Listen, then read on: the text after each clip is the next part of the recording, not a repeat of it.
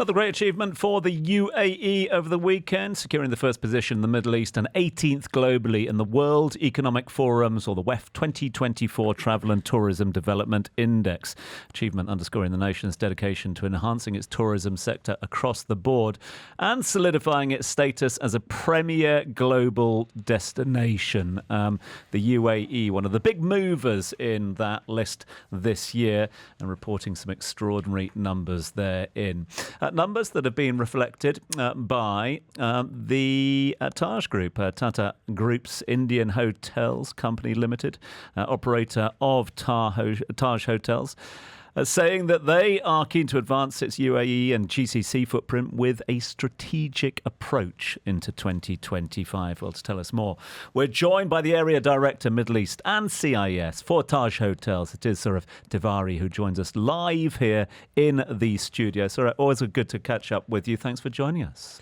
Thank you, Tom. Good morning, everyone. Good to be here again. Interesting patch that you've got, your region, Area Director for Middle East and CIS. Just give us an idea of the sort of properties that you're looking after in that particular area. So, Tom, we've got 3 hotels here. One is the Taj JLT, which is very strategically located at the Sheikh Zayed Road. Then we've got the downtown one, and the Palm Jumeirah has got the exotic Taj Exotica. So 3 beautiful hotels. We have recently signed 2 in Bahrain, 2 signed in Saudi. I think UAE is a fantastic market, and we're looking at Ras Al Khaimah and Abu Dhabi very closely and very seriously. Like you rightly said, we have been doing extremely well on the stock market in India, and the company has been growing in India in terms of scalability. And now the objective is to come back to this part of the world, the subcontinent, Indian subcontinent, and UAE benefits from the proximity, the flight connections, the expanding Air India, and Taj Group and Indian Hotels would like to have more hotels in the UAE. Great location. I think we are blessed with the proximity. 3 billion people only 3 hours away from any flight. So, I think we are in very good hands in terms of doing great in hospitality sector here in Dubai. What stands in the way of that expansion here in the UAE at the moment? Is it, we mentioned here, what have we got? Latest numbers, around about 800, just over 800 hotels. 800 hotels, 150,000 rooms, rough estimates towards the end. It's competitive out there. Very. So from an operator's point of view, what are you looking for? Is it all location? No, not at all. I think 10 years back, people were looking at locations, and 5 years back, your consumers started looking at your experiences. How many restaurants and bars do you have? And now, lately, people are looking at how responsible you are. They need all the elements. They want all the experiential things, but at the same time, they want to see how responsible you are, how much food you're wasting. So there are many elements. The consumer is very aware today, and they want a complete package of location, about experiences, about entertainment, culinary experiences, etc. But I think most important is that Dubai is growing very well. Like you rightly said, around 200 5-star hotels. You mentioned total number of hotels, but 200 5-star hotels. Amazing. In luxury segment. Compared to London, has got only 150. Compared to Mumbai, 25 to 35 hotels, maybe 10, 15 in the pipeline. So imagine that magnitude that Dubai has to offer in terms of hospitality. We are a $9 trillion industry. Hospitality today, Tom, contributes 10% of the global GDP. And in Dubai, it contributes about 12% of about UAE's GDP. So a great industry, very interesting industry to be in, and lots happening in the future. Interesting you use that word luxury, and we talk about it all the time, whether it be your industry, hotels, hospitality, whether it be real estate. Dubai, the UAE, this part of the world do luxury very, very well. But are the sort of standards, are the expectations of what is luxury, are they changing at the moment or not? No, luxury is it's a very interesting question. There's no one answer for it. Everybody has different perception of luxury. But I think luxury and hospitality is akin to each other. And luxury in hospitality is about attention to the minutest of details. It is about enlivening your guest senses. It's about having a strong aesthetic sense. Customers are used to your brand, so they want to see good brands in the living room of their suite in the hotel. But they also have a lot of technology in their own living rooms, in their offices. So you have to be tech savvy. So technology is luxury today. Also, apart from that, they look at sustainability. What are you doing for the environment? Because the CEOs who are coming to you as your customers, they are doing a lot in terms of CSR and ESG. So they also ask you, what are you doing? How much food are you wasting? What's your carbon footprint? So luxury today is complete. It's been changing. 20 years back, I would have given you a different answer. But today, luxury is a complete package of aesthetics. It is about comfort. It is about technology, and it's about responsibility. We focused on UAE, and interesting to hear you're looking both south and north, Abu Dhabi, to the Northern Emirates as well. What about GCC as a whole? What's in the pipeline there?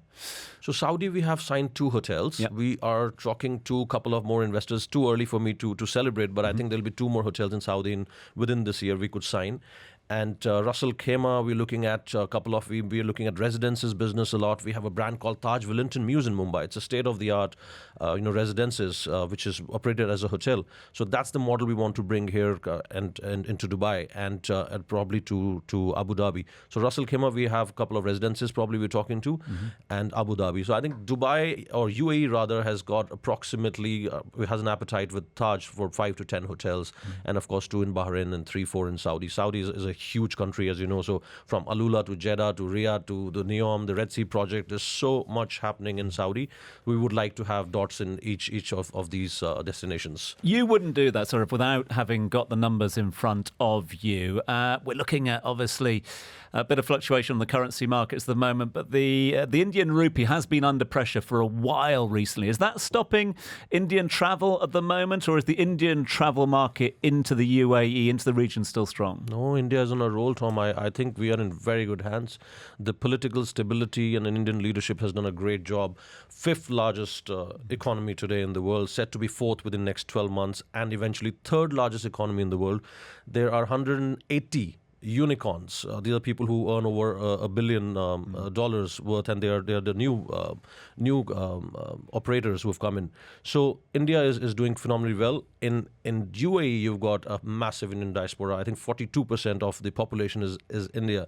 The new temple opening in the Abu Dhabi. So much of it is an extension. The connectivity that we have from the airlines. There's so much happening from an Indian perspective, and of course there's ease of doing business. There is a comprehensive agreement between the India and the UAE, which is fair trade partnership, which also makes a very fertile environment for the businesses to grow, Indian businesses to grow within UAE and have the ease of doing business. Here's a question for you, Saurabh, and I know you and your team work on this tirelessly as well, but you don't need to sell the Taj brand to Indian travellers. You do not need to. They know that. It's part and parcel of their culture.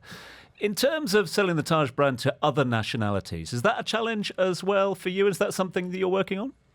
So it really depends on time of the year for Dubai, for example. So in the season time, which is now, we have 60% of our clientele is actually European. We've got regional offices in Europe, we've got regional office in Sri Lanka, we've got South Africa where we have 2 hotels, rather Africa we have 2 hotels, and then we have got US, we've got a state-of-the-art beautiful hotel off the Central Park called the Pier. We are expanding in Frankfurt. We have a beautiful hotel coming up in Frankfurt. So I think it's a perception that people feel that Taj only has Indian customers, but our customers who come to us, they leave as ambassador of the experience, and most of them, I would say 50-60% of them are international customers. So I think it's an international brand, isn't it? It is absolutely an international brand, and now that we have done so well in India in terms of scalability, we are very focused on international expansion in the luxury segment. Look forward to catching up with you and the team during 2025. Can't thank you enough for joining us early in 2025. Saurabh Tiwari is the Area Director Middle East CIS for Taj Hotels. Thank you, Tom. Thank you, everybody. Dubai Eye 103.8. Join the conversation.